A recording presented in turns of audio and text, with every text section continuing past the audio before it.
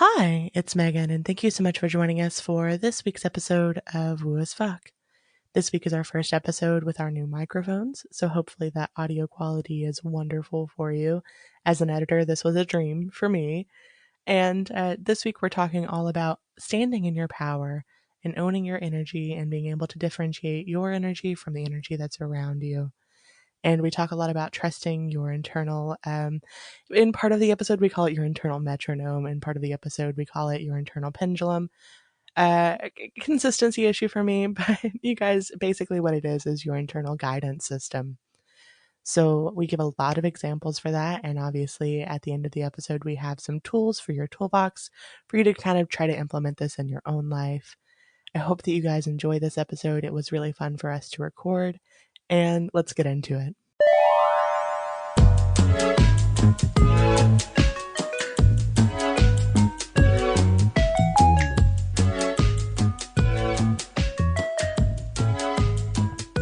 Hi everyone, it's Megan. And this is Lissa. And welcome to this week's episode of Woo as Fuck, featuring our brand new microphones. We both have new mics, which is nice. It is better than nice. I am in a trance this morning. I feel like I am on a radio show. I have headphones on, and I've got a big old microphone in my face, which I've never had before. Yeah.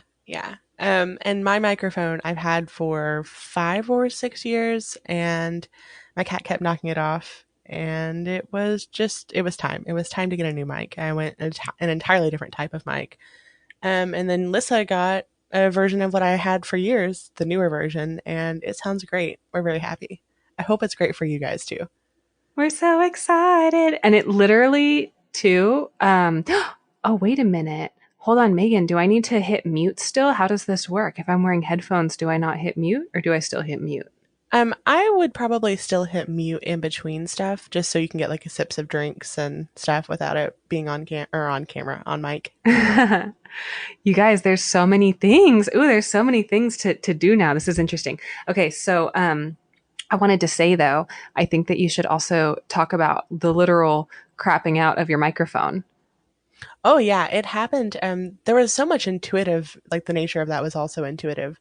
So when I got Lissa's new microphone, we'll just go back to the beginning.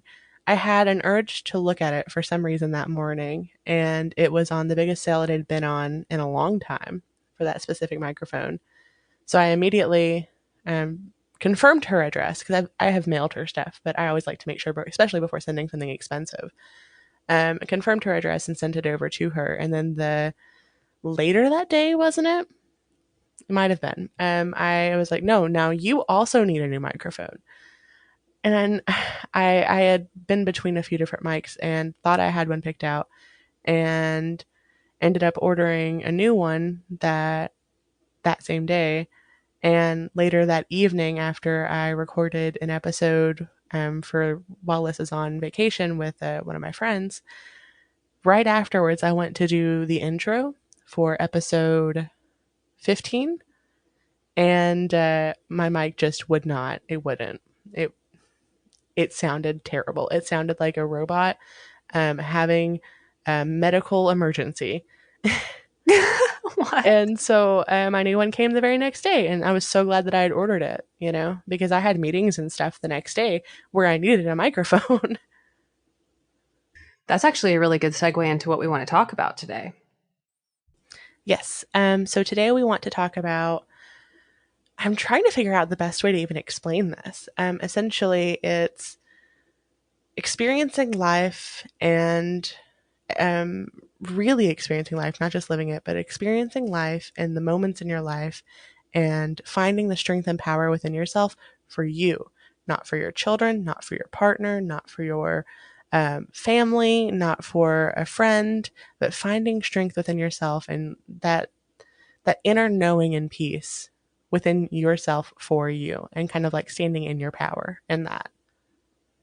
Is that a good way to explain it, you think? That's a great way to explain it, but I also think I would like to add the reason, or not the reason, but clarity as to, because we've talked about, so this is sort of like, okay, imagine an ice cream sundae, and every time you get an ice cream sundae, you get hot fudge on it. Well, today, like all of our other podcasts are ice cream sundaes, but today we're talking about only the hot fudge on that ice cream sundae. So we've talked about this many times before because it's always relevant, which is speaking your truth, knowing your truth, living your truth. But today, that in and of itself, the reason we're discussing it, oh, channel already, here we go. Boop, boop, boop, boop. The reason this is important to discuss in detail is because we are energetically tied as part of this energetic ecosystem to all kinds of people, places, things, circumstances, timelines, and frequencies that both do and don't serve us. But the only way we can get like a grounding, centered, stable home base of what we do and don't want for every single thing that we've talked about, for alignment, for intention setting, for manifestation, all these things. The only way you can do that is if you first know what yours is away from everything else, like individually, which is very similar to we talked about like finding your tone, like your unique tone, but this is that, and why having it be independent of other people is the necessary first step. And I think that it's also really easy, especially with our society, to innately want to, especially with how many of us are all people pleasers. So I want to be a healthier version of myself so I can be there to support my child, and tying it to these other things. You know, I want to really have my stuff together or get this job that pays really well so I can better support my family. And it over time, you lose yourself and all of those other attachments, and finding that center and that ground for yourself, like allowing yourself to do something for you and no one else, and allowing yourself to have that power for you and no one else, is so difficult, especially when your life is so intertwined with so many other lives and so many other people depend on you. But when you find that strength, it makes everything else so much easier. You know, and that think about modeling that. I don't know why I'm so fixated on it being related to kids, but think about modeling it for your children. Wouldn't you want them to see like mommy is doing something for herself or daddy is doing something for himself because it truly empowers him and makes him happy? And I also want to take and put my needs, you know, and prioritize them. What makes me happy, you know? I think that I'm hearing that I'm hearing loudly that the reason you're feeling called to make it about children is because this is literally the exact opposite of how the majority are taught to raise children, which is you do this because I told you to do it and because I say so. And in other words, we give children the structure because we think we know better, but we're not asking them who they are, what they want, and I'm hearing, okay, I'm not a parent. I'm not a parent. I don't Yeah, have I was kids. just about to give a Yeah. disclaimer. Neither of us have children. And I do not claim to know the best way to parent. I do not claim the best way to handle a situation because I myself have not experienced it. And this is just from a perspective. And yes, I hear you. You can't put yourself first. Your kids come first, but you can also prioritize your health for you, or prioritize your need for some time alone for you, and take into consideration how that impacts your children. But also have it be for you and know at your core. It can also benefit them, but it can be at your core that you know that you are doing this because you want to do it. And I'm hearing a couple things with that, specifically the kids, because one of the things, like, yes to everything that you just said. And in addition to that, there's the group of individuals out there that heard what I just said about kids. And there's like the feeling of, what? Like, it's hard enough to be a parent. I'm seeing like somebody with toddlers basically being like, ask them what they like. What do you mean what they want? If I ask them what they want, they would never give me an answer. Then they wouldn't eat food or blah, blah, blah. But what I'm talking, sorry, I didn't mean to say blah, blah, blah. What I mean is the energy of what I'm saying is that we are moving from a time where we are doing things for other people because it will then make us internally feel better versus doing what will make us internally feel better and getting rid of the middleman. So that's all I'm saying. And that is also going to be happening with the way people raise children. But Yes. And let's look at it from the perspective of a partner, just to step away from the kids. So it is fine and wonderful to have a great relationship, but if you are not also a piece of that relationship as an individual, each of you, then it's a lot less fulfilling, to know that you are choosing to be with this person every day and that you are whole as a person separately and whole as a unit together. You know? You don't have to be like two halves of one person. You can be a whole ass person by yourself and still have a like wonderful, fulfilling relationship. I just want to repeat that because it was so good. You can be a whole ass person by yourself. You can be a whole ass person by yourself. Um, I want to give a personal example here because I feel it's super relevant, which is as it is no surprise to anyone because I've talked about it many times, I have trust issues that manifest in the scope of relationship. And I had a gigantic awakening this last 2 weeks, which popped off my intuitive abilities. FYI, just so everyone knows, my partner literally just messaged me right now at 11:11. So we're on point. But this trust deal that I've been dealing with. So as long as I've not understood the core wound with that, like the core of the core of the core, which is me not trusting myself. Plot twist, right? I mean, I'm sure you all knew that, but I was still learning it. Now that I actually trust myself, me trusting my partner is of like way less significance of the weight that it had before, which may seem silly or funny or like, of course you want to be able to trust your partner, right? Well, yeah, of course. And I do, but it doesn't, like my whole day on a regular basis isn't consumed with whether or not I trust my partner because I have trust in myself. So it's like once you get to the piece of it that doesn't have to do with anybody else and you can actually see it for all that it is, all the other things externally that you thought were part of your story that you were working through literally just dissipate and fall away because it's like, oh, it's about that thing. It's not about the other thing. So, can you tell us a little bit about what trusting yourself looks like versus not trusting yourself? So maybe they can identify it in themselves. Hugely, yeah. So not trusting myself feels like reactivity and confusion and not knowing. So not trusting myself feels like feeling unsettled, um, as though something's not quite right, but I can't put my finger on it.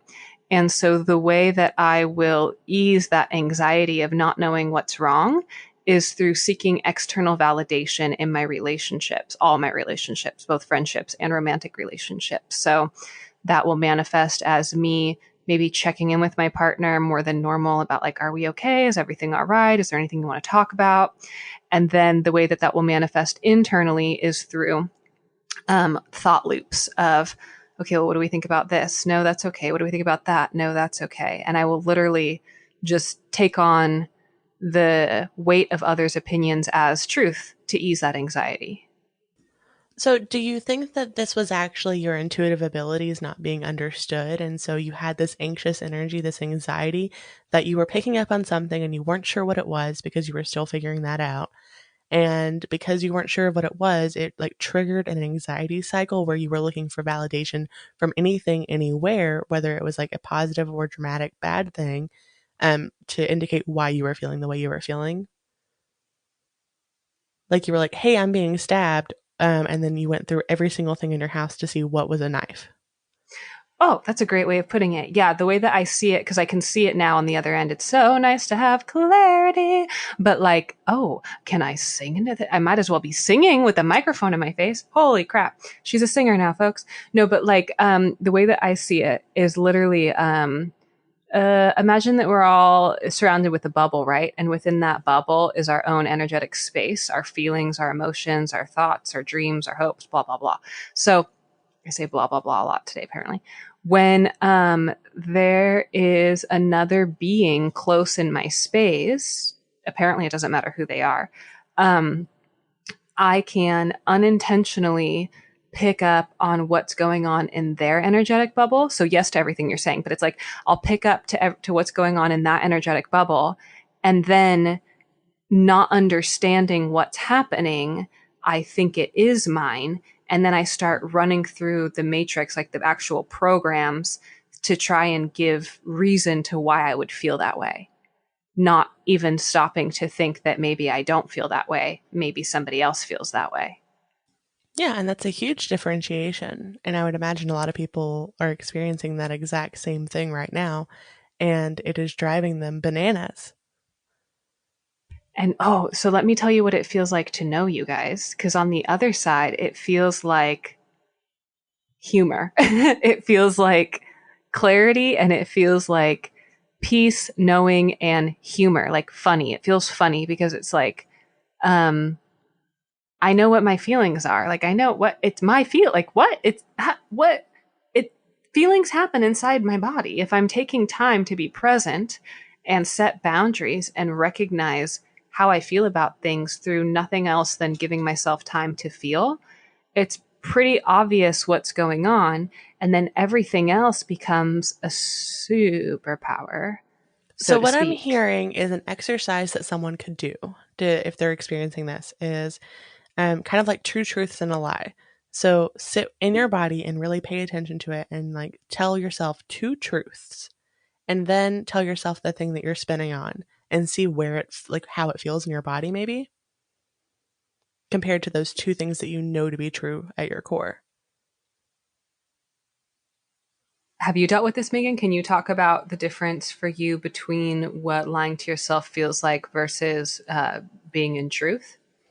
So, I have not experienced this in the same way that you have. I definitely don't struggle with the self trust issues the same way. I have my own unique and exciting issues that I've been working through. But one thing I will say when it comes to trust is for me, as someone who hasn't struggled with it a lot, the way when I do kind of like feel like, am I really worried about this or is it something else? Is I do have to like do like an internal like metronome, like, and I have to ask myself, like, here's my name. Here is a thing that I do. Here is a thing that I definitely believe. And sometimes when I'm doing that, I'll actually hear myself like, oh, a core belief of mine is this thing. And then when I say it, I'll hear it, but is it? And then I have to go a level deeper. But it's for me, it's not been a huge problem because I have that, and I think that's my human design type. Also, is that I have that like internal metronome, so other people might not have it the same way. For because for me, it's like in my stomach, and it feels like a literal like left side to right side, almost. But I would imagine for other people, it might just be like something feels heavier to them, and something feels lighter to them, and or something feels blue and something feels red, or whatever their own like identification system is. Do you know? Are you a sacral authority? Is that what you were saying? Human design? Like, is I it the think so. one where your body speaks to you, like like your internal, like your Yeah. gut? Listen to your gut. Yeah, that makes total sense. Um, wait, hold on. Let me think here. I'm hearing so much is coming through with this, you guys. So I'm. It seems really important that we discuss this because I think a lot of us. I'm laughing because this is like my life. And not so much Megan, but like lying to myself. Like I've spent the majority of my life lying to myself. And I picked that up from my parents who have spent well, excuse me, one parent in particular, my mother, who I think would own this, spent a lot of time lying to herself. And I'm not sure about my dad. I can't tell his story, but how the ways in which we lie to ourselves is a result of making other people's metronome more important than our own because we're afraid. And we've talked about this before on previous podcasts, but I'm hearing that it's like important that we discuss this right now because of what you guys are going through. That when we make someone else's metronome our scale for what's true for us, then we self abandon. And so when we self abandon through making somebody else's truth our truth, we can't find our core self that allows us to live in our own truth. That's a really good way of putting it too, that you're putting more weight on someone else's metronome than your own. And I think that I kind of want to relate to this because I don't often lie to myself because I can catch myself on my shit pretty quickly. But I did used to really, really struggle with being very mean to myself. And that feels like a version of lying to myself where I would like I would put on a shirt and would think like, oh, literally every single person can see how gross you are, like right through that shirt. Or something really mean that you would never say to anyone else. And I would have like a loop of that in my head at all times. Um, And I had to do a lot of work on silencing that voice. So now, instead of it being like a constant stream of negativity to myself and only myself, not anyone else, now it's like a every now and again I'll have a thought pop in my head and say, "That's not really true." So I do want to say that I definitely have experienced that, and what helped me with that, and I'm sure I've said it before, is if I caught myself like I was like observing myself and I caught myself doing it, I would have to say two nice things about myself, which is way harder than saying something mean about yourself for every mean thing. And then it just stopped happening as often. Okay, I think we can do I think that the two of us together can work as a team in this episode to bring clarity to a ton of people through using what we're both experienced in. Meaning, it seems like with this whole topic, you are not here on this planet to learn this lesson. This is something you already know, like in detail, which is how to hear your own inner authority and trust what you know to be true for you, and to live the version of that truth, like in the full embodiment of that. So this is literally what I came to this planet to learn. And I am now wrapping up this cycle. So this cycle is completed in this lifetime. I'm now moving on to a different game. And I think that's what's happening to a lot of us. And maybe that's why we're talking about this right now, because as my throat chakra closes up, maybe a lot of you are also wrapping up this cycle and moving on to something else, but you're needing to like see the whole package. But what I'm seeing, Megan, is that it would be good for us, like for me to explain circumstances in which these things happen where we lie to ourselves about what's going on, and then for you to explain how that doesn't happen to you. Like how in your life that's not a problem. And So like for offering a helpful solution for things that I've experienced with that. And maybe as you go through things, I'll be like, oh, hey, I do that. And I wasn't even aware. That is a possibility when we go through this exercise. We'll see. well, let's see. So first of all, how do you know when you like someone and want to see? I can answer this now, but before, um, how would you know that you wanted to be with your partner? How would you know that you were interested in somebody and wanted to date them?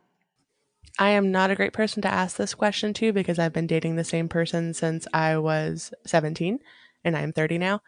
But I can give that example with friendship. So when I first meet someone and know whether or not we're going to mesh, it feels like instantly in my body, it's like I can relax. I don't feel judged. I don't feel like their bubble is meshing against my bubble. I don't feel like they are a different temperature than me, like energetically. If we're talking about jello, like they're hot and they're going to melt me, or they're really cold and they're going to freeze parts of me, or whatever. When I connect with someone, it's like I can literally feel every muscle in my body just relax and I can breathe, you know?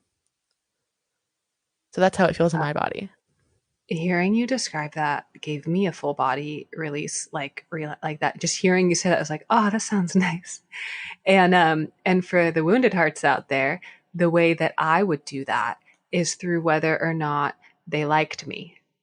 So a direct gauge of Ooh, whether, yeah. yeah. So it's like, do they like me? Meaning I would present, so old Lissa, who was masking and trying so desperately to be liked by the people in her surroundings so that she could feel comfortable being in her body, would hyper analyze and attune herself to the people that she was with. And then, based on their positive feedback, would gauge whether or not that relationship was going to be in her life.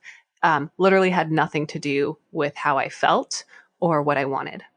Or whether or not you liked you. That didn't matter. That wasn't part of the equation. It was, I am with them because they like me.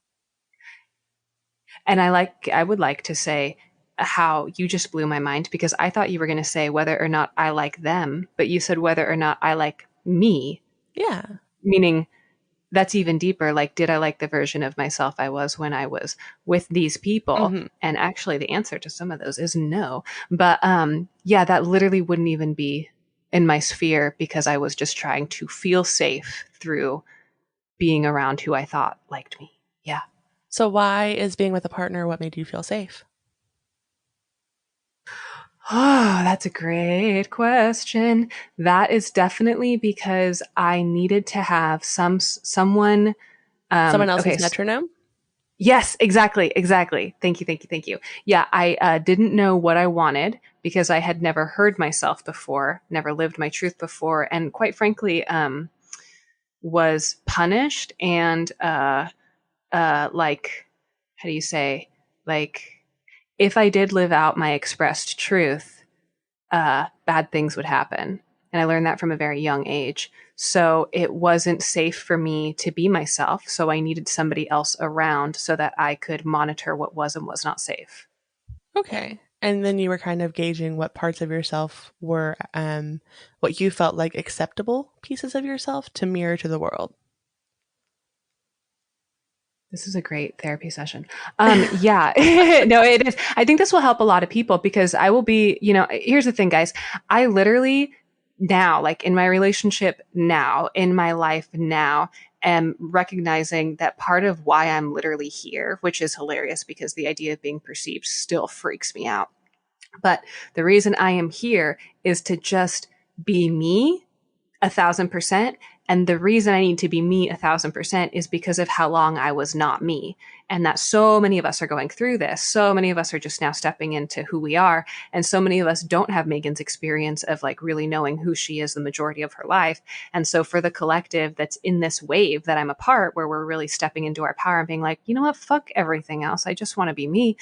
That I'm a voice for these people in a way that helps you go, fuck, that's right, I'm me too, because I've been not me for so long. So, point being, that is what I would do is um, I would find pieces of myself that felt safe to be expressed, that were liked by other people. And then I would limit it to just that. So I would basically like partition out pieces of myself that were true, but hiding the full truth of me because of this idea that I'm just too much, that I'm just too much. And I think that is from being, ADHD, neurodivergent, and having like anxiety, which is Yeah. so, like if we just don't fit in, we don't fit in, and that's okay. But we learn how to hide ourselves so we can fit in. Yeah, because it's a lot more comfortable. Well, it's really actually truly unbearable, but comfortable for the people around us to fit into that mold of what's acceptable and not acceptable. And then we are just really uncomfortable, but because they're happy, we're happy, right? Right? Hold on there, because that's actually the golden key. The golden key. Wow. Okay. So energetics, intuitives, everyone into the woo. Most of you, anyone listening to this is into the woo, clearly. However, energetics and intuitives, energy workers, listen to that. Remember how I talked about how, this is so important for us to know, you guys. Remember how I talked about what it was like to not know what my own energetic sphere was and to feel other people's sphere and think it was mine? Think of a I just feel so sad for my older versions of me that didn't know this. Think of how confusing and painful it would be to constantly be picking up on those energies, not know that they are not yours. And so how would you deal with that? Well, you would deal with that by altering yourself to make that other energy feel better because you're feeling it. Yeah, and that can be whether it's something you're altering within yourself because you think it's part of yourself, or it could be like, oh, when I do this thing, that energy feels better. So that must be the thing. So that could be like my partner gets really agitated and they're not a very good partner, but my partner gets really agitated when I take up too much space on the couch. And so I just make myself smaller and smaller on the couch because that makes the energy feel better, you know? Yep. And then you do that. And then I think what a lot of us do in this collective wave that we're all apart, I think that if you resonate with this, anyways, I think that what we do, or what I did, anyways, is integrity and honesty for me. My whole life has always been like of paramount importance. It's like I've always known that that was important, important, important, but I didn't understand the irony of that or what that meant. So what I would literally do is make it internal and think that things were true about myself. So I would alter my internal identity to match the external validation so that I could feel better. So it was far beyond um, like external manipulation in terms of codependence. It was literal internal shifting of my own energy to fit a mold that felt better externally. And that's what I'm stepping out of. And that's what a lot of us are stepping out of. And when you do that, it literally changes everything because you've never experienced. You guys, when you experience the full embodiment of all of your energy and all of your power in this human vessel, oh my God, the ocean talks to you, literally. Like the powers that you have. I drove through a rainstorm. I don't know if anyone's watched the news recently in Northern California, but it's currently October 26th. And 2 days ago, during what they literally called a, hold on, give me a second, they called it a bomb, a, a typhoon bomb or something. I forget what the name of it was, but a literal just gigantic storm slammed the West Coast this weekend. Everything flooded. I drove 2 hours up the one to Sea Ranch from Bodega in this weather. I was fine. It wasn't sketchy at all. I was completely protected and well and was like communicating with the elements. All of this happened because I learned how to not lie to myself. That's why. Like, that's the core reason for all of it. Because it's so much easier for you to be able to see what's true or not true, and you can kind of see through some of that stuff, and you don't have all of that extra baggage in your energetic field from everyone else, because you can say, oh, that's not mine, and release it.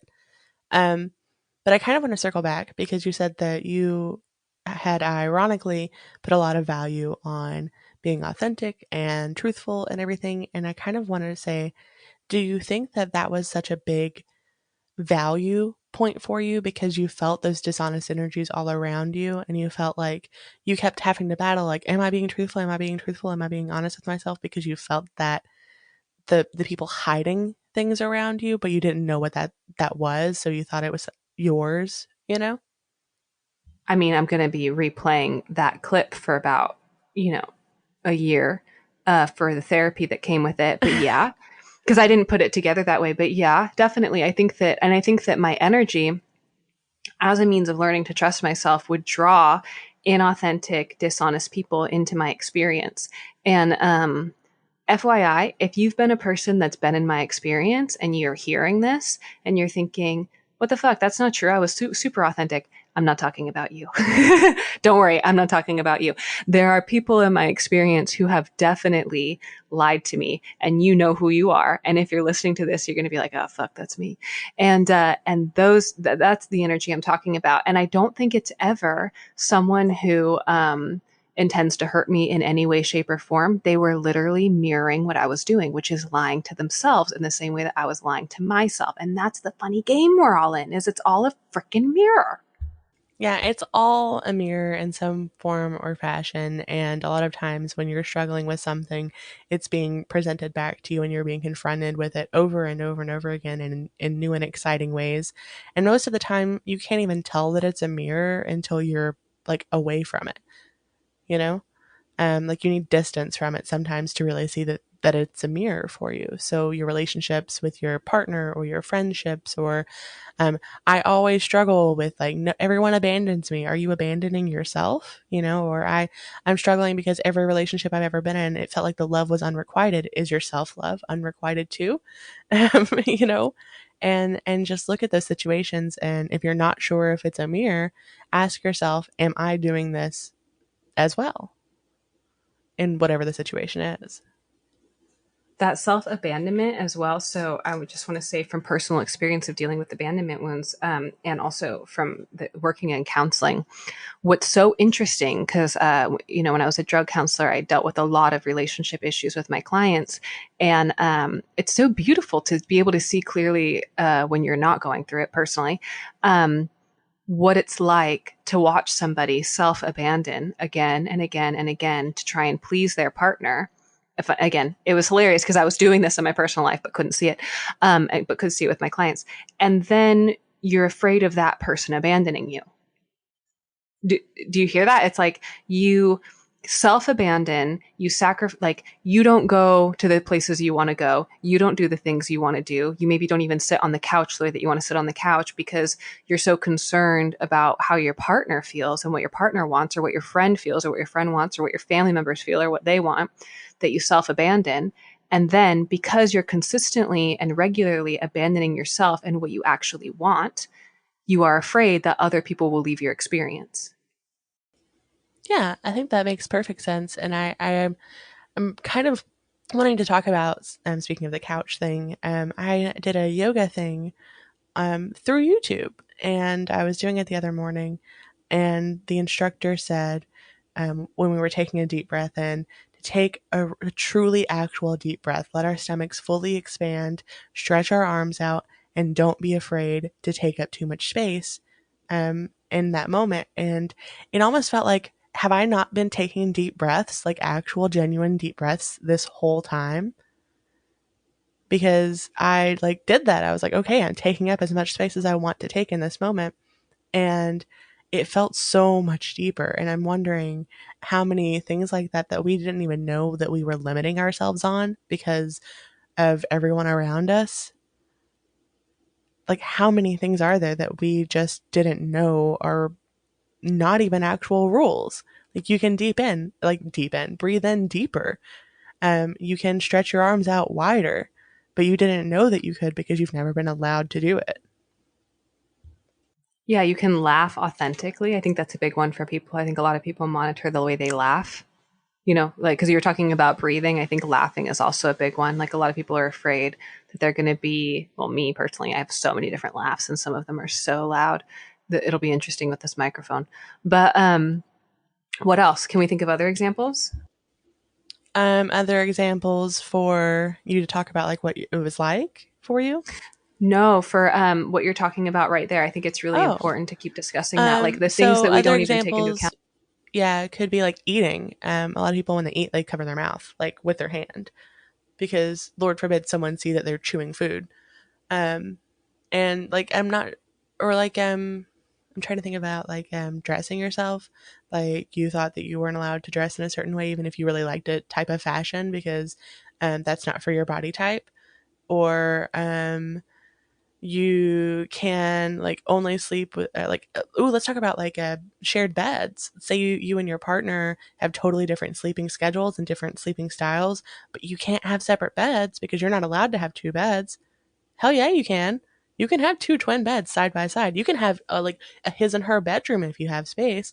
No one says that you have to like share the same space with your partner. You can just like sleep together when you feel like sleeping together and then have separate space whenever they're wanting to roll around and you're wanting to take like a melatonin or whatever and have like a I'm crash dead sleep or whatever you want, you know? Um, Everything in your life can just look however you want it to look, but you can break those rules. That's the number one thing that's been so strange in this existence of walking this path, which is just always been the path, but whatever. Like, now that I'm here, both in my professional life and in my personal life, and in my romantic life, it's like, how do you say? Okay, so one thing, well, with work, I'm like doing intuitive readings now, right? So I'm working from home and I kind of get to make it look however I want it to look. And we do this podcast and that gets to look however we want to look.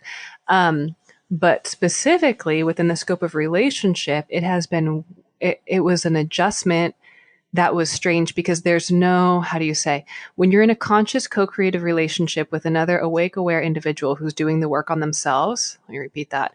When you're in a conscious, aware, and awake relationship with another individual who is also doing the work on themselves, the actual relationship will create a third thing that reflects the energies of you two together coming together and making this third thing.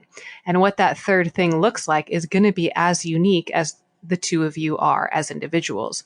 So for me, stepping into the power of that, quite frankly, before I stepped into the power of understanding my own inner truth, which was kind of backwards way to do it. I don't recommend that. Although it is healing. It's like, whoa, wait, so there's no template here? You can just it can just exist however it wants to exist, because so many of us, I think, are wounded by this idea of like labels, right? Like, well, you don't have to be my boyfriend, or I don't have to be your girlfriend. And we hear that and we think of it as like a way of getting out of commitment. Well, if you take that away from it and you take the labels away from it, but you also take away all of the, like, you know how there's a recipe book for how to make food? What if you didn't even have a recipe book, but you just had the ingredients and you could literally make whatever you wanted, but That you had to would do trial that and would freak error? my partner out so much. For me, that would be a dream because that's already how I cook. I just say, "Oh, I have these ingredients, and now I have food." And with my partner, though, he needs very specific instructions. And I feel like some other people might also feel the same way. Like, oh no, I need directions. Well, what about your internal guidance? Couldn't you use that as your This is direction? and this is where we But come you full don't trust circle. yourself. Yep, that's it right there. Because I was going to say that was me. That was Yeah. me. I had to find relationships that fit a very specific template based on how that person thought and felt about me because I didn't trust myself because of previous wounding. Because if I had a relationship where I could be fully me, it means that my heart could be broken in a way that I didn't want to have it broken again. So you knew that it was inevitably going to end in pain, but you wanted to control what that pain looked like because you knew that you could handle that type of pain. Yes, unconsciously, all of this Oh, yeah, unconscious, but unconsciously. 1,000%, yeah. Yep. And I wonder how other people are doing this to themselves. So, how are you not taking up space? How are you not being authentic to yourself? How many things in your life are you doing because someone else did it? I actually like wrote out this whole TikTok skip because even though I don't make a lot of TikToks, I do like to think about like what videos I would make. And I had this realization. I'm pulling up my notes. I could have done this on my computer. I don't know why I had to grab my phone and knock stuff over. Um, So I had this realization that nothing that I purchased that I own, almost none of it I chose for myself. So I'm just going to read this to you. It's not too terribly long. Um, it occurred to me recently that I didn't actually choose almost anything that I own. Okay, crazy, I know, but hear me out. There are two scenarios. Scenario one, me, overwhelmed with options in a store. Associate, hi, can I help you with anything? Me, actually, yes, please, I'm trying to find the best option for literally anything. Associate, yes, I'd love to, I actually personally love this item. Me out loud, that sounds perfect, grabs the box. Me internally, that's not really what I had in mind, but they seem to genuinely like it. It could just be a sales tactic to get people to buy it, and they were directed to push the specific product by their brand partner. But it seems fine though. Actually, if I actually say anything, but yes, thank you, I will be taking up too much time for this associate, and they are already underpaid and doing their best. Buys literally whatever they suggested. Scenario two. I need a new step stool. Looks online for step stools and sees 4,928 options, gets overwhelmed. Starts reading reviews, spends a full week agonizing over which is the best choice for a new step stool. This one is more expensive and is reviewed well, but this one's more reasonably priced and has the normal kind of complaints that I would expect. Decides to look at Reddit, because of course Reddit has a subreddit just for that thing. Finds out that there is a step stool 3000 that is the best step stool ever made. It is so good that people use it as an everyday carry step stool for their unexpected step stool needs.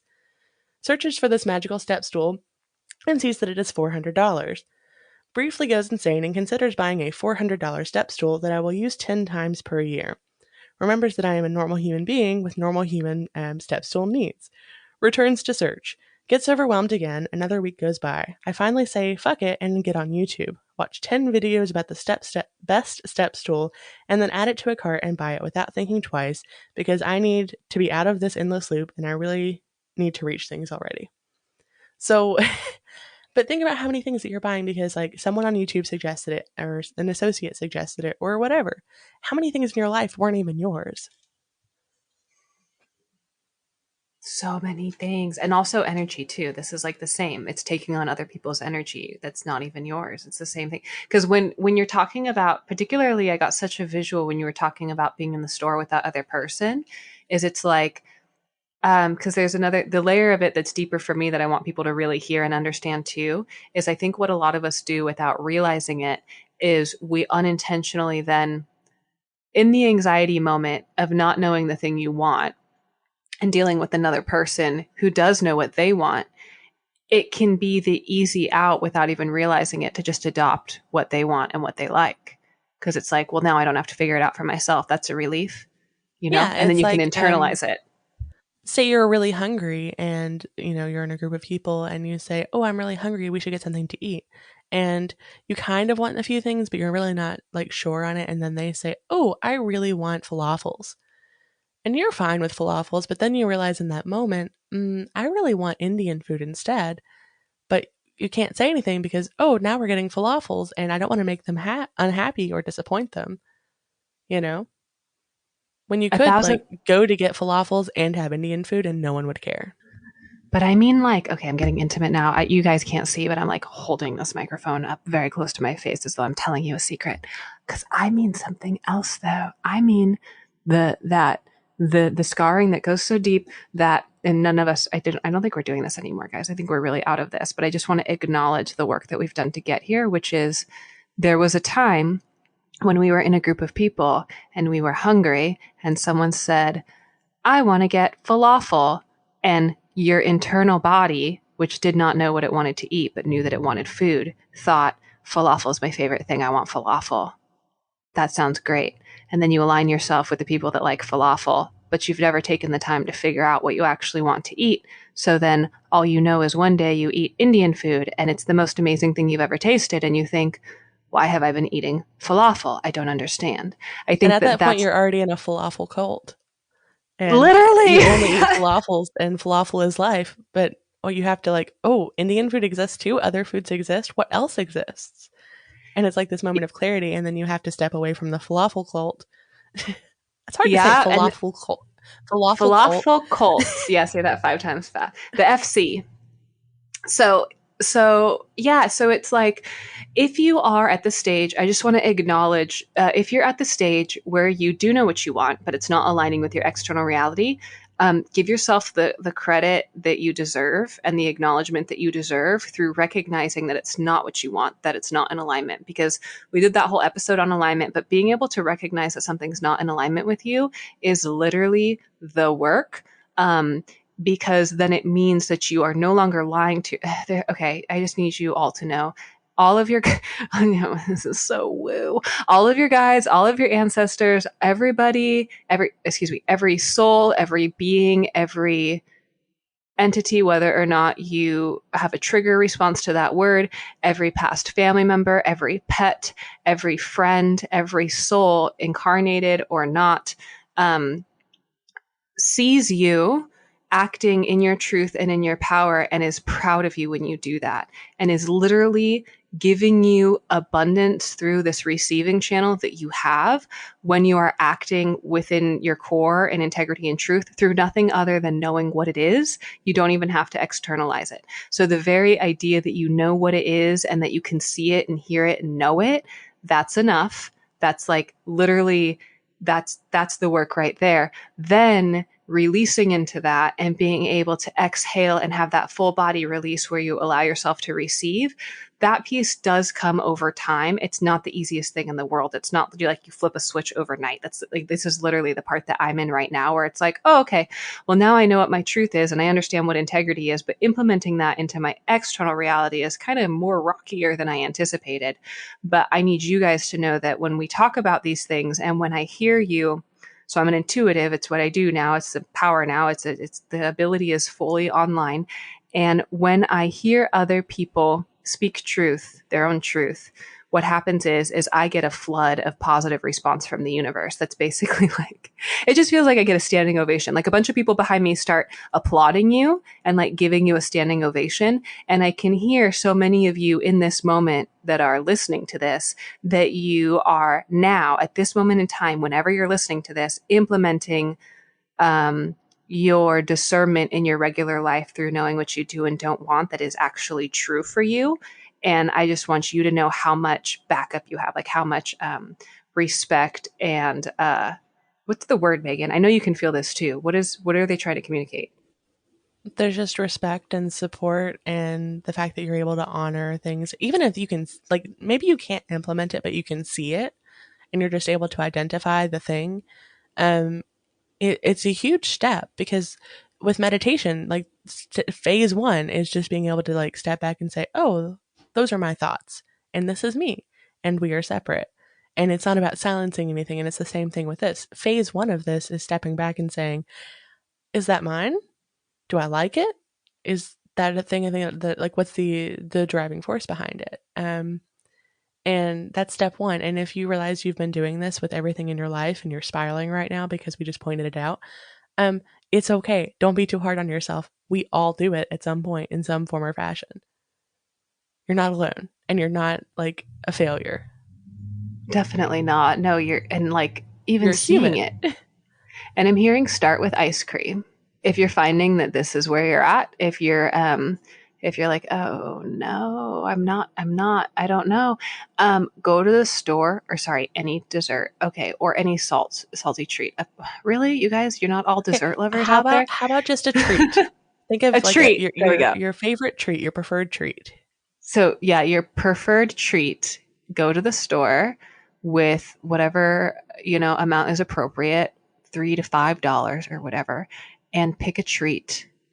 And or remember the first time that you were out of a relationship when you were in a relationship for a long time and you went grocery shopping for the first time. Can we have a moment? Because there are so many of us. I know that there is a gigantic group of you out there who went to the grocery store for the first time to buy your groceries after you were in a live-in relationship with somebody, and you just went, oh no. Because it's one of two things. It's either excitement at, oh my gosh, I can get whatever I want. And then you're like a literal kid in a candy store. Or it's just anxiety, overwhelm, and analysis paralysis and decision indecision. Yeah, like did I like this brand of toilet paper just because they like this brand of toilet paper? What does this toilet paper mean about me? And then you just have an existential crisis in the grocery store. Literally. So that actually happened to me, you guys. I was the first time I ever went grocery shopping without a partner. I was, meaning not like without a partner in my household. So I would go to the grocery store most of the time alone to do the shopping, but like meaning, I wasn't shopping for somebody else.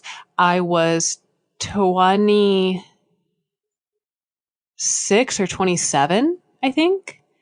And I didn't know what to do. And I reverted back to being an obese 11-year-old. I'm dead serious. And I just got sweets. I didn't know what to do. I didn't know what to do. I didn't know what to cook. I didn't know what food I want. I was like, oh crap. Cause all of these meals I had been cooking were the first partner I ever lived with was a really good cook. And so I just took what he knew and like incorporated it into my own internal, like, cooking brain. But in terms of what I actually wanted to cook for myself, I did not know. I had no idea. So I got like, I'm not even kidding. I got Nutella and just nothing to put it on, just Nutella and like Oreos. And Well, there you put the Nutella on the Oreos, obviously. That's your solution. I ate it with a spoon. Yeah. Oh, if I have Nutella in my household, I will eat it with a spoon. It's so good. Nutella is so good. But yeah, so point Yeah. being, here's the point. One, if you don't know, that's okay. That's all good. Just start with the basics, start with something small, go to the store and pick a treat.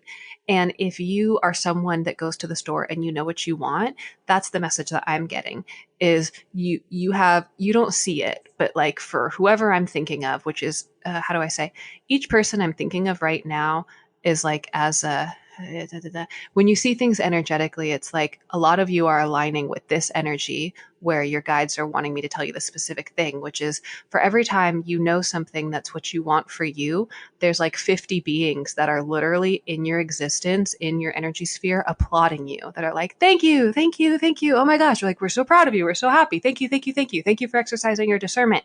And we don't know that. We don't understand the support we have from the universe in that way because we are so blinded by our emotions and by the things that make us uncomfortable. We don't see the stuff that's really in our favor, that's like ready and willing and like able to support us. Yes, it's really hard to not see that stuff clearly, though, especially when you're blinded by everything that you have going on in your life and all of your attachments and all of your different things that everybody needs you and you need to like have this certain persona. And I feel that like stress and anxiety about it. But if you just take the time to say, I really hate this spoon. I don't know why I keep this spoon, and you let yourself throw the spoon away and get a spoon that you like, that is huge.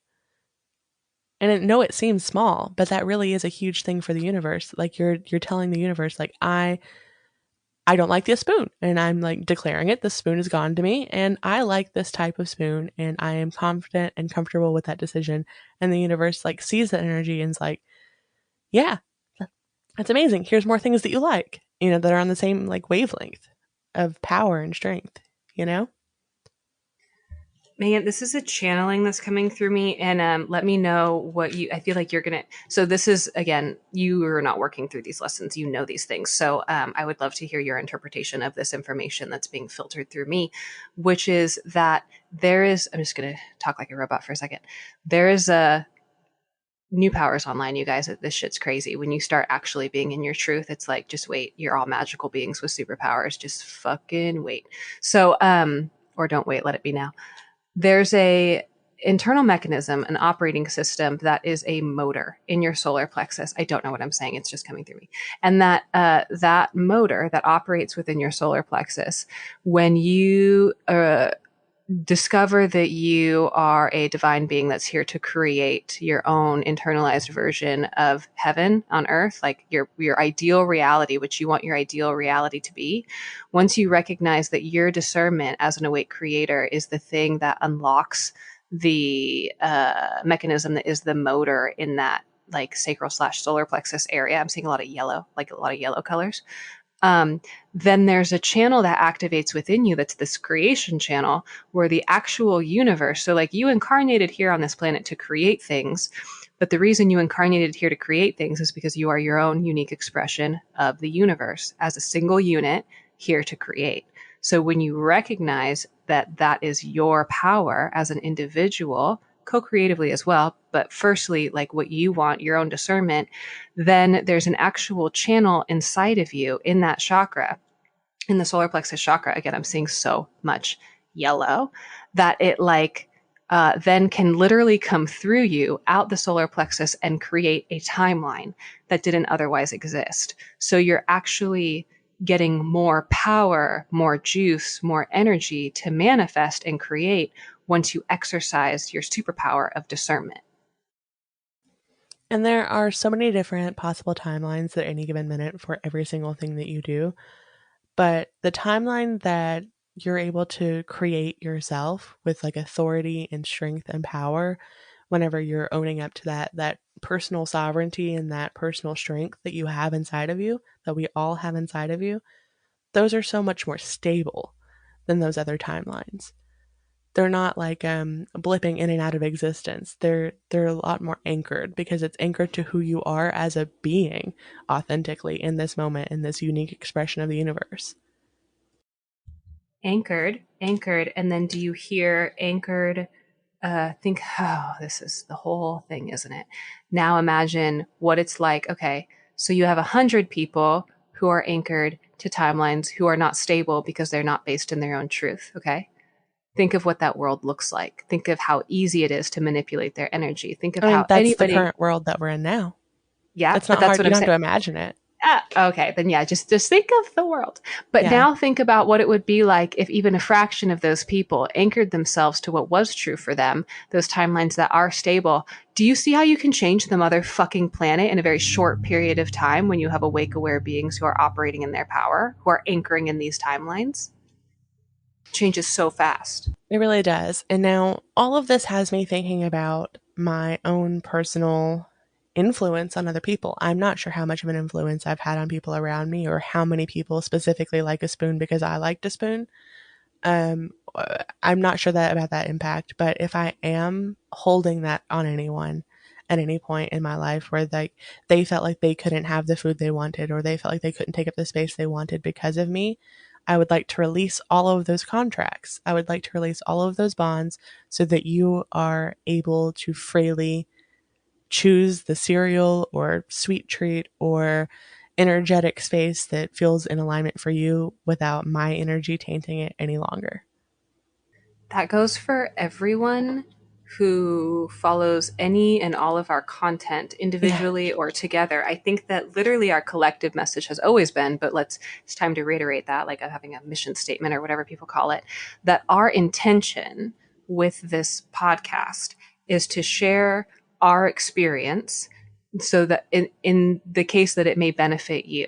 But what we have learned, number one, or what I have learned, I'll speak for myself, what I have learned in my experience is that each individual being has a soul and each soul has its unique expression, and that we are here to be that expression. So everything that I do in my work, everything that I do on this podcast, everything that I share on TikTok or whatever platform I'm sharing content on is a means of tapping into my own truth with the hope that it will inspire other people to tap into theirs, which is not mine. Yeah, ideally. I think that everything that we make, though, we try so hard to do it with integrity. And that intention behind it really makes a huge difference. Because if we were just doing things because it was like the thing to do or the way that you do it or whatever, it wouldn't be the same content. If I fiddled over every single time that I like took a really deep breath, or because like professionals do it this way and I have to do it like the professionals, I care about the quality way more than any human should care about the quality of the audio for the podcast. But I don't fiddle with it and I don't infuse that like perfectionism um, energy into it, because to me it is more important that we are clear and authentic in ourselves and what we're doing and how we're doing it than for it to be a professional studio quality at any point. Does that make sense? That totally makes, I know you're not asking me, but that totally does make sense. But I do want to say I care about you caring, because now I have this really cool microphone that I never had before. Yeah. So I do care. But yeah, I think that you guys, like, it's you, only you can know. And we do this in our readings too. So like if you book with us individually, a huge interesting thing that happens is sometimes people will want to be told answers to things, and we don't have answers for you, but we can absolutely sit with you in your energy long enough to help you feel what truth feels like for you. Yeah, that absolutely is true, because I can give you I can give you answers that are like, I'm trying to figure out the way to say this. So if you're saying should I stay in a relationship or not, I'm probably not even going to hear that question. What I'm going to hear is the 30 questions underneath that, and then I can work with you to help you understand where you're struggling. And the same goes for Lissa. Yeah, we can. The way that I usually talk about it in the scope of readings is I say I can hear subtext, Yeah. because I can hear, or rather, I can hear the inner narrator. And what I will do, but again, that's my truth, not your truth. So what I will do is in a counseling session, I will say, hey, so this is what I'm feeling and this is what I'm hearing. I'm going to express it as though it's true. And then you tell me if it's true for you or not. And then sometimes it will be, sometimes it won't be, sometimes pieces of it will be. But in expressing that, let me tell you, there's serious power. Okay, let me give an example. I want you guys to know what it's like, because both Megan and I have, like, the number one thing I think that happens in our sessions, or for me at least, is people will have moments of clarity. And then when you have that moment of clarity, there's no going back, because all it takes is that one little glimmer to be like, oh shit. So let's say you are someone who has never bought any furniture for your house. Okay. And that is the external representation of you not living your own inner truth. Okay, so somehow you and I are talking about the furniture that you have in your house, and what you're talking about is whether or not you want to start a business. Okay, so you're asking me questions about whether or not you should start this business, and I'm asking you the questions that are aligned with what your soul is not yet expressing externally, right? And for me, that might be showing up through your guides and my guides as me being encouraged to ask you about questions about your furniture. And I won't know why that is, but I just won't question my intuition. So I'll start asking you questions about your furniture. And you might say, you know, that's strange you say that. I don't buy my own furniture. I don't know. I just kind of get, I don't know, like Amazon, or I don't know. Actually, now that you say that, I have this light fixture that, you know what? Huh. Yeah, I have this light fixture. It's a chandelier of all things. I don't even like chandeliers. Why do I have a chandelier? And then I would say, okay, well, let's say you have the exact amount of money that you have to be able to afford any new light fixture that you want. Excuse me, you have the exact right amount to afford any light fixture you want. What kind of light fixture would you actually get? Then there's that moment of, oh my God, oh, Oh, I've never, there's a freedom. There's a freedom that comes with being able to open yourself in that way to think of these things in a new way that is directly related to your core inner truth that wants to be expressed. So we work to open the door for that. I don't know Yeah, what you but should be doing with, oh, sorry, I what's was that? just going to say, as an audience, when you were listening to that hypothetical scenario, do you see where that end result actually does relate to the that customer's birth client's business?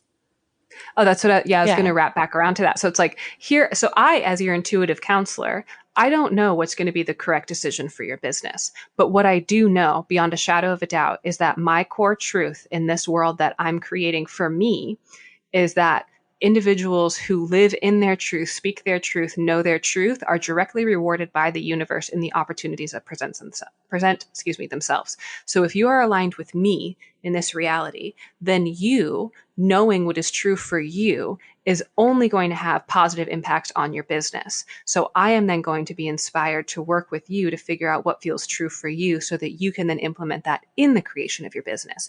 And we do that by talking about light fixtures. But then towards the end of the session, you think that we're talking about light fixtures. And what we're actually talking about is how you can feel what it feels like to know what you want when you're making a decision about something, which then, and I can feel you guys feeling that, opens the motor, is the key that turns the lock. And now you can start to create and manifest that timeline. And it's a really, really powerful feeling when you're in that moment of having that realization because even every single day, like, oh, I've healed something or I'm moving forward or I don't really currently have any blockages, there's always an opportunity to continue to like learn more about yourself because you are a vast and complex and very flawed, but beautifully, like perfectly flawed individual. And you are a really cool person and you are the most interesting topic that you could ever possibly want to learn about. And hearing you guys argue and say that maybe doing 50 hours of research on a stool is more interesting, but I think that you might be more interesting than a stool, you know? You definitely are. I can promise you that you are. And it's like, it's a cool place to be right now because it's like, and we've talked about this before, but it's getting more specific. And I hope you guys can hear this. And I would really like to know your feedback as well in terms of where we're at with this. Wait, hold on. Speaking of which, tools for the toolbox, Megan, we already went over an exercise. And what was it? It was using discernment for snacks, but Yeah. there was another one. So go to the store and pick out the snacks, obviously, that you were drawn to. Or if you're drawn to a specific item, ask yourself, why am I drawn to this? Is it because my sister really likes these, or is it because I really like them? And then the first one from earlier was say that you are currently experiencing something that you're not sure if it's yours or not, if you're struggling with that trusting in within yourself. So tell yourself two things that are core truths to you. So it could be your name, or it could be that you really, really enjoy peanut butter because you know to the bottom of your soul peanut butter is your favorite thing. Good for you. I hate peanut butter, but you do you. Um, and then say the thing that you're struggling with and see how it feels within your body. Maybe you feel like that inner pendulum where it's like left, right, truth, false. Maybe it's, one feels blue and one feels red. Maybe one feels heavier and one feels lighter. Maybe one makes your third toe tingle. I don't know.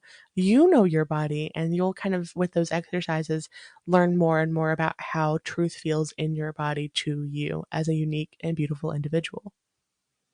And then you become a master creator where things actually are a reflection of the thing that you really want. And then magic happens. Literal magic. Yeah. And also remember to open yourself up to there isn't always a black or white. And there are definitely going to be scenarios where it is this and that, where it is somewhere in the gray region. Maybe it leans more toward the black, maybe it leans more toward the white. But allow yourself to like understand and see that and then see why it might not have a specific value attached to it. you know? So it could be someone else's feeling, or it could be something that you're really worried about that isn't entirely yours, but maybe it does belong to you. I feel like this is like advanced, like 202 stuff. So I don't know why I'm bringing it up, but you get what I'm saying. Like, be mindful of that too. Not everything is a hard yes or no. I think that the reason you were bringing it up is because it's a segue into what comes next. Because now that this collective is, it really does. here's the thing. I'm an expression of collective energy. I just know that. That's why I do what I do. That's why I am who I am. So in other words, like I am a mirror. We are, a lot of us are this way, but some of us more than others. Some of us are more of a mirror for the collective than others. Hi, Scoots. He's Hi, saying hi, Scoot. everybody. Hi, buddy. He says hi, mom. So I'm aware that I, at this point in this game, yeah, I am wrapping up this Scoots is gigantic. reminding you that they are also part of this too. Oh, are you in the collective too, Scoots? Okay, he says yes. So we are wrapping up this level of this game, which is okay. It's now not about other people. It's now not about, oh, he's soaking wet. Oh, were you in the rain, buddy? It's not even about how we integrate with other people. It's about us knowing ourselves, being in our power, and then now from there, getting ready to jump onto the next lesson, which is, I think, Megan, where you're at, and the like where you're starting to get. That's where we're going. Yeah, and the We're next headed that way. lesson is seeing how that can be morally neutral or have different like added things to it that you have to go through. So instead of there being a hard yes or no layer, there are 20 maybe layers that you have to get through to get to a yes or no layer. Um, Oh, joy. Conditional values. But we'll work through it together, and whenever it's time to talk about it, the universe will make sure that we are aware. Thank goodness for you. Yeah. Thanks, universe. Thanks, Megan. Yeah.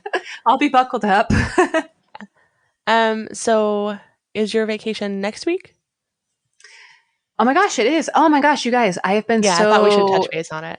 whoa. Yeah, I've been so in this energy. Yeah, Jensen and I, oh, you guys, I'm so excited to share this with you. And I'm going to be filming content while I'm gone. I'm posting it to our Patreon. So if you're not a patron and you're interested in like fun travel stuff, that would be a place to find that. But Jensen and I are leaving on a 2-week trip across the desert. 11/2, so November 2nd, and then we return November 15th. And again, I'll be posting bonus content to Patreon while I'm gone. And Megan and I will be not recording the week that I'm gone, but she will have. Well, do you want to talk about what's going to happen that week? Yeah, so there will be an episode while you're gone, and then there will be 1 week where my friend and I, my childhood best friend and I, get on. We've already recorded the episode, the audio. It was the day the mic crapped out, so I might have to do it again with her if she's open to it. We'll see. But my childhood best friend and I get on, and we talk a lot about limitations with mental health, and we talk a lot about well, kind of talk about this like being a person outside of having a family and being a wife and being a mother and our relationship to food and I don't know, a whole bunch of stuff. I'm giving you a summary of this episode that might be completely different by the time it comes out if we record it again. It could be all about how much we like butts. I don't know. But she is one of my favorite people in the world. We've been friends since I was 8. So uh, I hope that you enjoy hanging out with her. She does not have her own thing. She did not plug anything. She is not a person in any community. She is just a normal person, but she's one of my favorite people, and I wanted to share her with you while we had a break. So, like once I, a season, you're going to get a guest.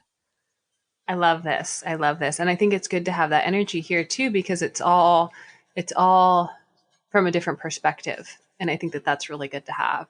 And then I will be. I'm trying to think. So that the week that I'm gone, there will be not. It won't line up with the actual week that I'm gone, but there will be 1 week where we have Megan's guest, our guest, Yeah. and then that week, will you be doing the Patreon reading alone, Megan, or will we be recording it first?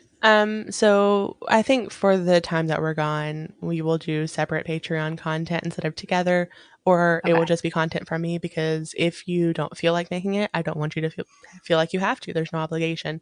I will take care of the Patreon one way or the other. Gotcha. Just so you guys know, usually when I'm out and traveling and in like immersed in nature, I get strong channelings, and so I'm inspired Oh, to yeah, share. you usually make Yeah. stuff. I'm not saying that you won't. I'm just saying that I release you of any obligation to do so. Well, you're sweet. Thank you. I appreciate that. But I'm I always excited, give her guys. out. Every time she goes on a trip, I'm like, no, I've got this. Don't worry about it. And she never wants them. But I think it's important to me because I always feel like ties and obligations to work, which is what I'm currently working through, that I want to make sure that other people know that I personally do not hold any like ties or obligations to them. Well, and when you go on your vacations, I will take over as well, and then Whenever you that have no ties happens. or obligations. Yeah, when that happens, Yeah. yes. We currently have to know when we are free to do that based on my partner's work schedule. Yeah. I'm ready to do it Well, tomorrow. If they said like you're free for a week as of tomorrow, I would pack a bag and then I'm sorry, Patreon, I'll record something on the road. Lissa's got it too. I Yeah, can do yeah, road you could do it channelings as this well. week. Yeah. I'm There I'm we not go. releasing myself from my own contracts. Listen to that. Oh, what the heck? It's Yeah, so insidious, this stuff, you it guys. is. Whatever you tell It's a other good example people, though, and really, I'm yeah. sorry. I was just going to say I've been trying to acknowledge those things when I do them. I think that's well, I think you're incredibly good at that. I think you're incredibly good at that, and I think we're all experiencing our own blind spots, but we're starting to see them with clarity, and it's a really beautiful thing. Yes, yes, yes, it is. So if you guys feel called to work with me for anything, we're still working toward my laptop purchase. Um, you can do that at megarisky.com for readings or energy work. I'm currently taking a break from doing design projects until 2022. It could be January or whenever I feel called to rejoin that part of my life. I've been doing design for a very long time, so it's been nice to have a break. And do you want to plug your stuff? I know I didn't do like a great plug, but you know. Well, and she has a very she's doing a really something really smart in terms of excuse me, manifestation practice, which is she's set like a very actual tangible goal, which is a specific number of readings to be able to afford a very specific purchase that's directly related to readings and content creation. So, do you have the number of readings that you need at this point? 43. Okay, so Megan is working to book 43 readings to be able to afford her new computer. So if you want to support towards that cause and get an incredible reading and or energy clearing done, which is what I would recommend. Yeah, the energy Um, clearings are a lot, and you have to really be in a good place and willing to receive the healing in that moment, but they are good. I'm I biased. feel I'm like me. well, but I also, well, and I'm biased because I got one, which was incredible. I mean, you guys hear me today, right? This is all, and hear the episode from last week, and then maybe compare them to the ones prior, and you'll get your own taste for what her energy clearings are like based on my energy. But, um, but I think that a lot of you are now ready for this in a way that you weren't before, only if you resonate with it, only if it makes sense, only if it feels like it's a match. But I do think that a lot of Yes. you are now stepping into that energy. And then if you would like a energy reading, not clearing, I do readings and counseling. So if you want to know about your guides and what your like superpowers are, what your abilities are, I can't tell you things that you don't know about yourself, but I can absolutely sit in your energy long enough to tell you what I feel and what I experience. And it will usually unlock certain aspects within yourself that feel real and true and resonant. And then we get to discuss what your special, unique gifts and abilities are. I can talk to your guides and channel whatever wants to come through to give you assistance. And that's energy readings. And then I also can do question and answer stuff if you have questions about like any of the channeled information that comes through. That's not a channeling session. It's just or questions and answers about the information that I already know. And then I can also do basically like energy realignment and restructuring in terms of timelines that is done in counseling sessions. That's specifically when you are working towards something that is not yet in this time space reality. Like if you want to start a business, or if you want to work on your relationship, or if you want to move somewhere, then I can do timeline work with you in that in regards to aligning your energy to the timeline that you would like to anchor yourself to. Now, which one of those involve you pulling your uniquely crafted spreads and things tailored to them? Literally all of them except the question and answer. Okay. So every I just session, heard yeah, someone saying like, but I want you to like use cards. You're really good with cards. I just heard that and I wanted to. oh man, do I need to add a tarot reading option again? I had a No. tarot reading option. Okay, yeah. So the main one for that, here's the thing. Chances are, if you're listening to this, you want to book the session that is gifts and guides. I just added this one. Spirit screamed to me. They were like, why don't you have this service yet? Because the number one thing that happens when I work with clients is your intuitive gifts and abilities are just there in front of me in the card spread. And then your guides will pop up and start communicating to me. So I now have that as a service. It's called Gifts and Guides. And if you want to discuss your energy, what your gifts are, and what your guides have to say, and pull tarot cards, that would be that session. However, I pull cards for any and all of the sessions other than the Q&A. Yeah, that makes perfect sense. I just wanted to get clarification on it for the wonderful listeners. Thank you guys very much for your support. If you would like to join us for the after show on the Patreon or for our weekly joint reading, Patreon's where it's at. I don't know what to say about linked that. Below. It's linked. Below, We'll have all the links. Yes. All right. Thank you guys. Have a wonderful day. Thanks so much, guys. We'll talk to you soon. Bye-bye. Bye.